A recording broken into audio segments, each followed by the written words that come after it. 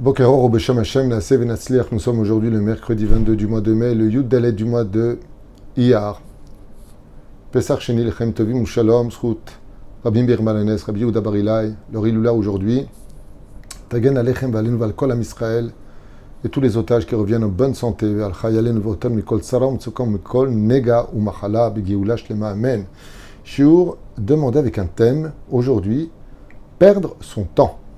Voilà ce qu'il demande comme sujet. Bezrat Hashem, futilité, donc au lieu d'étudier la Torah, pour un grand Shlom Bayit, pour Moshe Chai ben Ramuna et Ilanit Maïsa Batsara, qui on souhaite un Shlom Bayit, une santé, une bonne parnassa, beaucoup de bonheur, d'amour.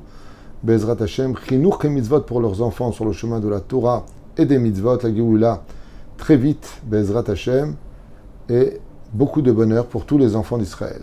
Donc, Todarava, à vous d'avoir acheté ce shiur. On souhaitera à Moshe Chai ben Ramuna et Ilanit Maïsa Batsara, Bezrat Hashem, beaucoup de bonheur dans leur foyer, le Chol Am Israël. Le shiur qui est demandé est un shiur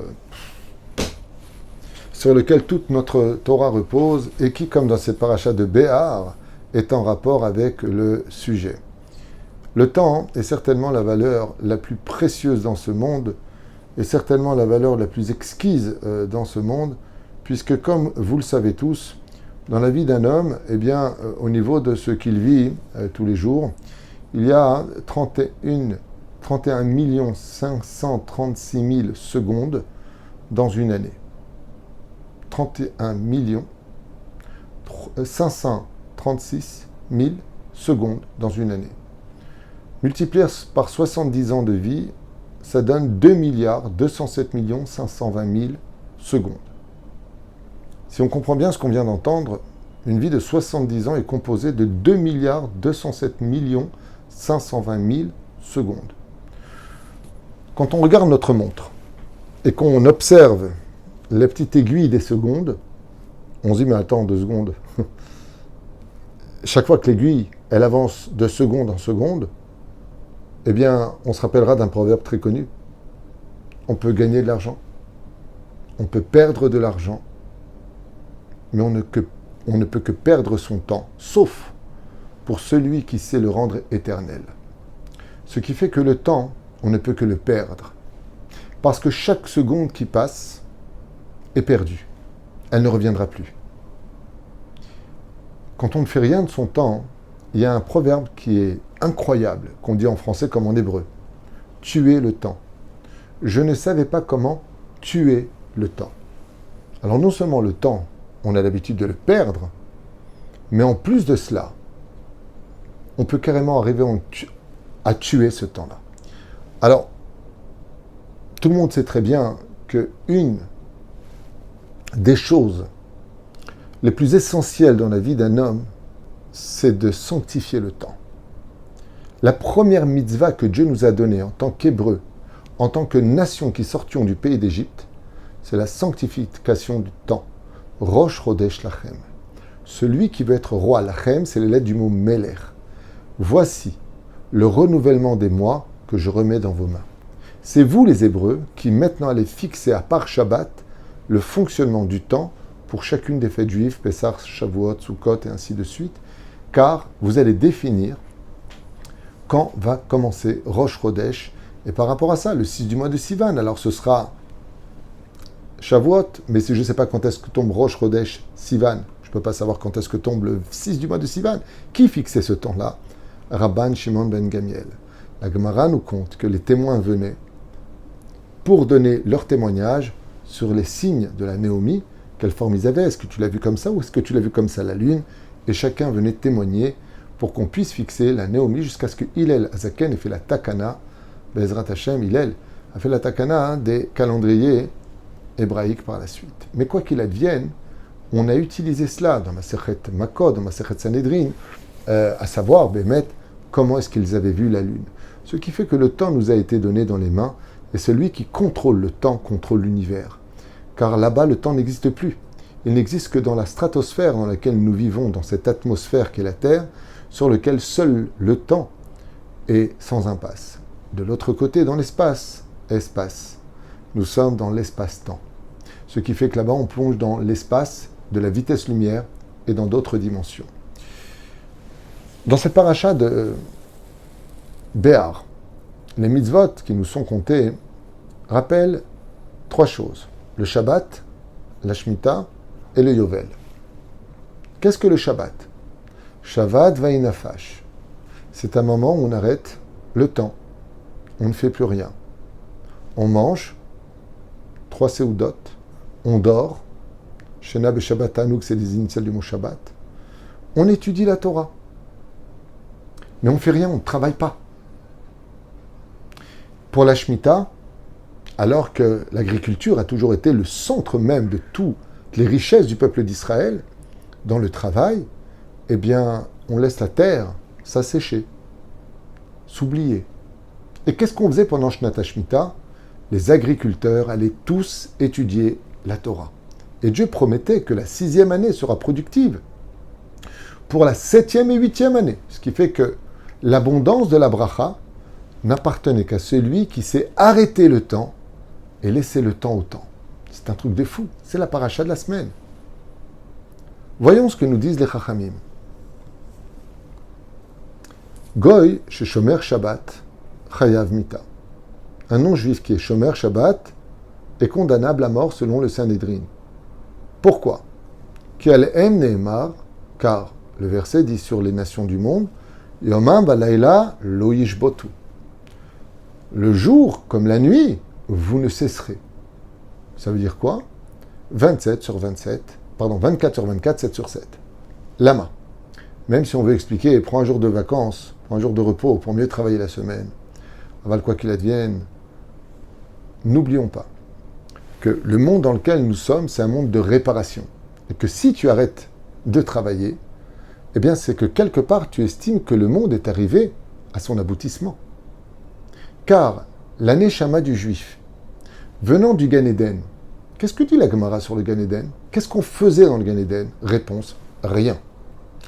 Les anges nous faisaient cuire de la viande, très intéressant. Bien sûr, on parle de monde ésotérique, il n'y a pas de viande de bœuf, il n'y avait rien de tout ça. On parle de monde ésotérique, on parle de la Torah niglée, et les anges nous versaient du vin dans des coupes sur lesquelles nous buvions. On parle de la Torah Nistar, on parle de la Torah dévoilée et de la Torah cachée. C'est de ça dont on parle, on ne parle pas de vin à boire, on ne parle pas de mec soulard, on n'est pas chez les épicuriens ici. Et la reine, la Torah vient nous apprendre que la nature de l'homme, c'est d'arrêter le temps. Pourquoi? Parce que l'homme, dans sa facilité de la vie, il recherche quoi? Il recherche le repos, le bien-être, et puis ne rien faire. C'est-à-dire que vous constaterez, ne serait-ce que de nos jours, les gens veulent gagner beaucoup d'argent en travaillant le moins possible. D'où est-ce que ça vient? Ça vient du fait que la Neshama dise, nos Chachamim, bien avant que cette question ne fût posée, venait d'un monde qu'on appelle le Gan Eden. Et dans le Gan Eden, le temps n'existe pas. Quand tu y rentres, c'est le monde de l'infini.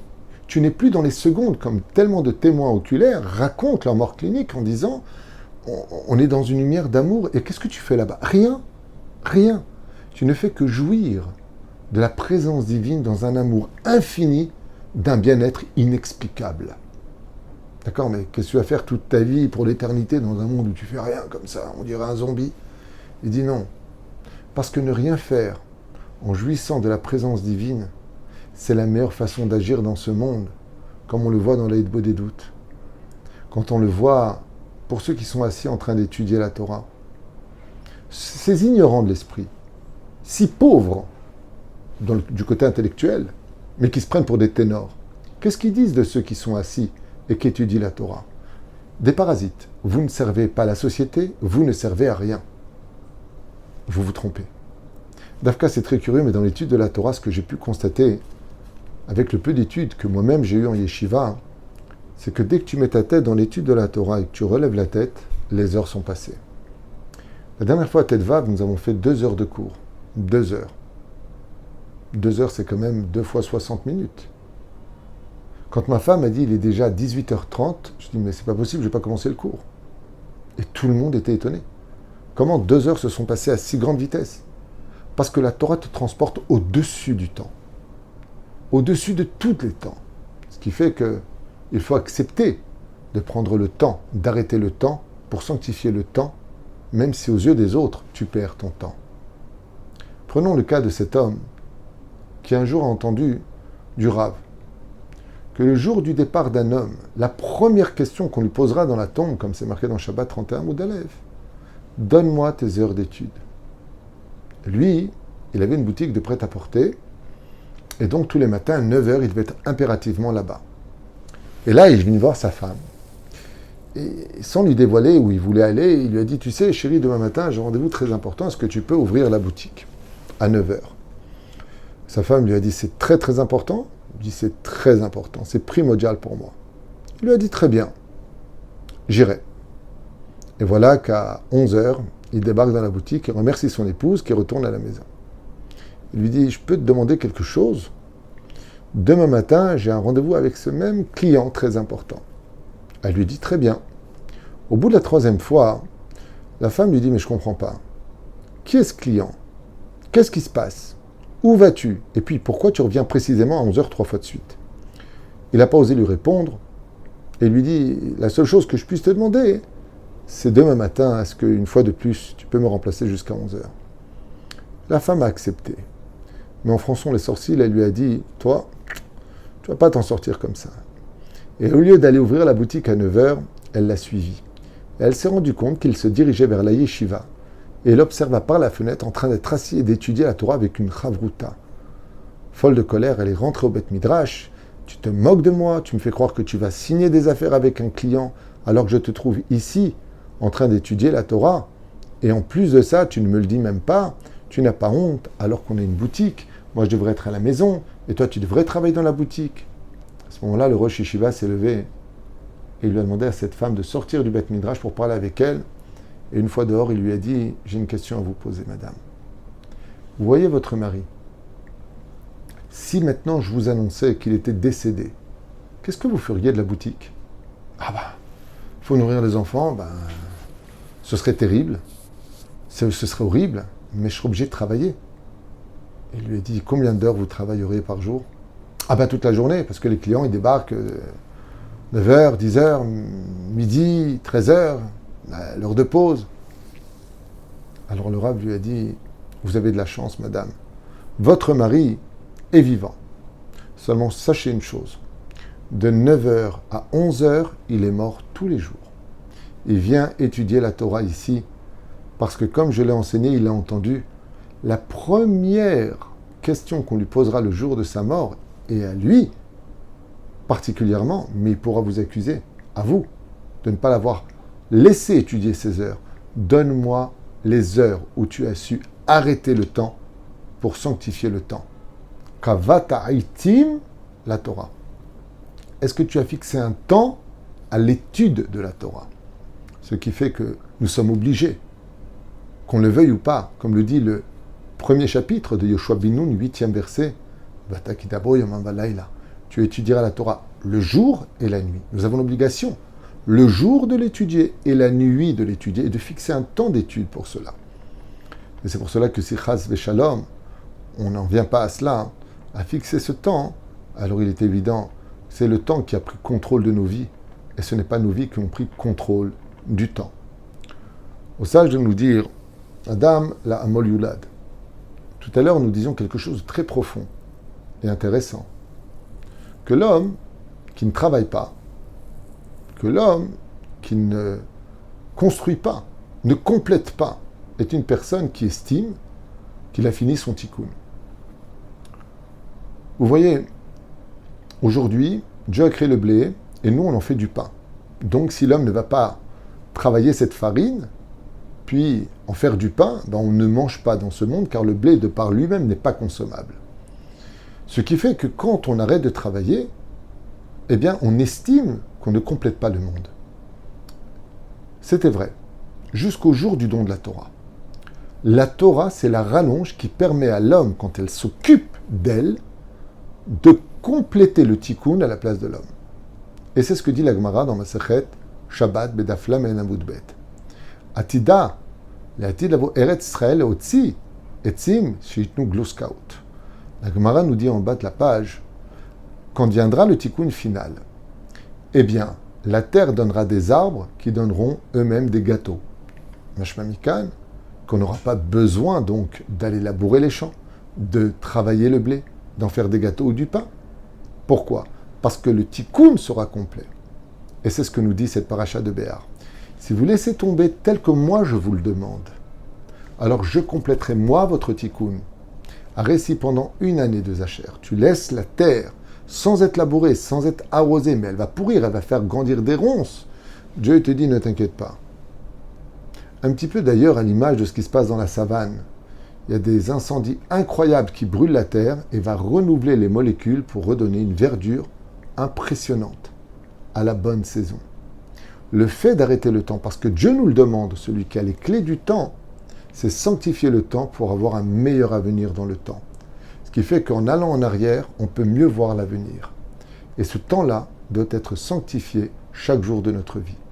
Là où ça deviendrait dramatique, c'est si je dors et que je laisse ce temps fuir, s'enfuir de mes mains. Le temps est comparé à du sable. On a beau bien le tenir dans nos mains, il y a toujours des fissures qui laisseront le sable s'écouler. Et on se rendra compte, avec ce fameux midrash du roi David, quand Adam Arishon a vu David Amelech alav shalom, qu'il allait vivre 1000 ans, alors il observa toute sa descendance et tomba sur le roi David qui n'allait vivre que 3 heures. Qu'est-ce qu'a fait Adam Arishon? Il a dit 1000 ans, c'est beaucoup pour moi. 1000 ans, pas 120 ans. Je vais lui donner 70 ans de vie. 70 ans de vie. Alors que le roi David avait 929 ans et qu'il s'approchait des 930 ans, Dieu lui annonça qu'il allait rendre l'âme. Et il s'est retourné vers ses 930 ans et il a dit « Ils sont passés comme le vol de l'ombre d'un oiseau ». Ça veut dire que le temps passe tellement vite. Quand je m'observe dans cette caméra en vous parlant et je vois mes poils blancs, alors qu'hier encore j'avais 20 ans et je caressais le temps, étant persuadé que j'avais le temps de vieillir. Mais le temps m'a rattrapé et me dit « Tu as déjà 57 ans, bientôt 58 ans. Bezrat Hashem au mois d'avril. Et la reine qui est au misé. Le mois d'avril, vous allez me dire, oui, c'est loin, on vient de faire le mois d'avril. Vous verrez que demain, quand on sera au mois d'avril, ces mois se seront écoulés comme une seule journée. C'est vrai que ça paraît loin, mais le loin de demain est déjà tapis à la porte d'aujourd'hui. C'est juste une question de temps. Demandez à toutes les personnes qui ont 80 ans, 90 ans, combien rapidement ces années se sont écoulées. Et c'est pour cela que le temps nous file en nous arnaquant, nous faisant croire que la journée va être longue, que le temps est long, alors qu'en réalité, si on sait l'occuper, à donner, à produire, et surtout s'élever, Rabbi Hanania ben Akash Omer les Akot et Israël, de ramasser le plus de Torah et de mitzvot, alors on aura sanctifié ce temps qu'on prendra avec nous dans la tombe dans un monde d'éternité.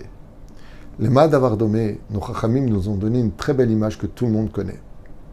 C'est l'histoire de ce roi qui avait un magnifique royaume, magnifique endroit, et qui a voulu récompenser un sauveur, car il était tombé dans les sables mouvants, en pleine chasse, et ce chasseur l'a retrouvé et a sauvé le roi au péril de sa vie. Le roi a voulu le récompenser et lui a dit « Comment pourrais-je te récompenser ?» Eh bien, c'est très simple. Pendant 7 heures, je vais t'ouvrir les trésors de mon royaume. Là-bas, c'est extraordinaire, ça perte de vue.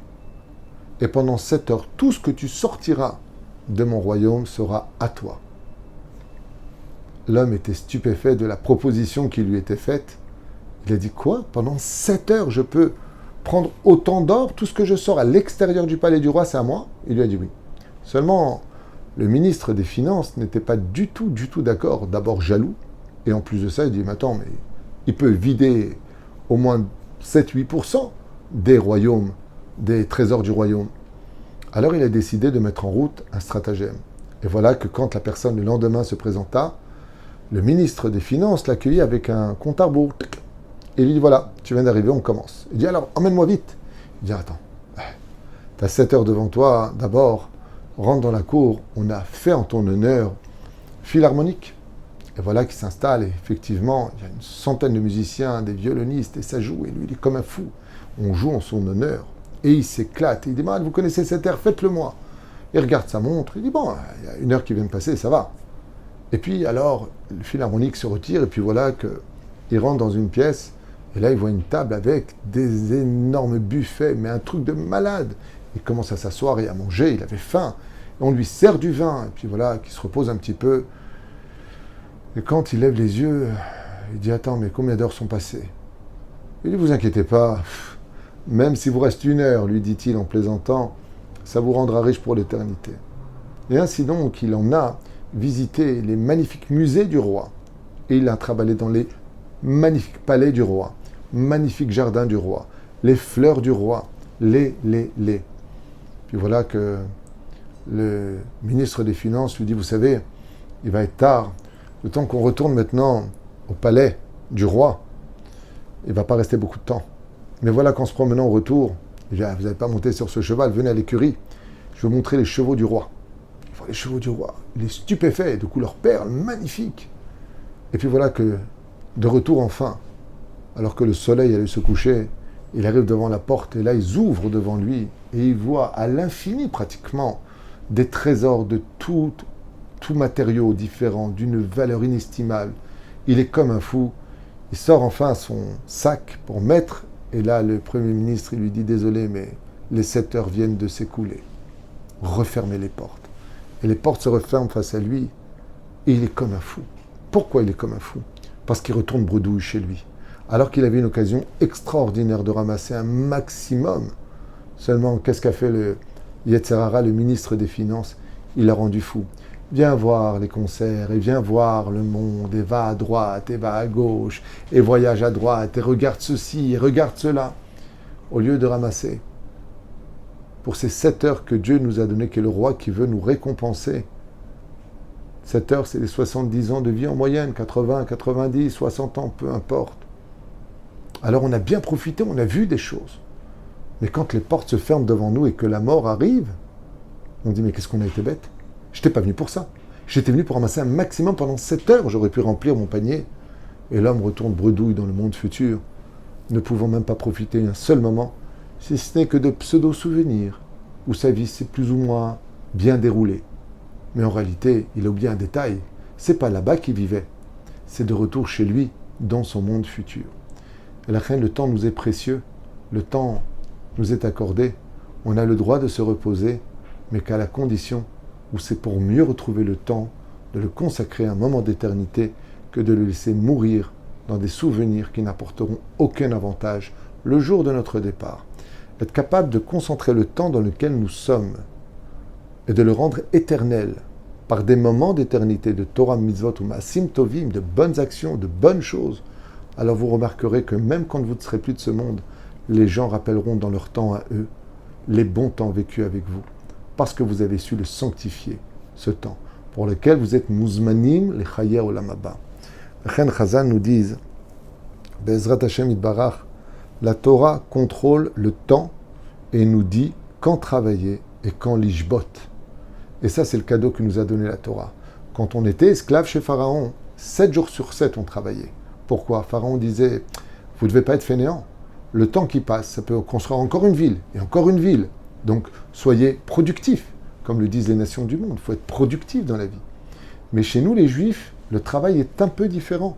On doit être productif 6 jours. Chez Shetemim Te'aseh Melacha. Au Vayom HaShevi'i, le 7e jour, tu dois te reposer.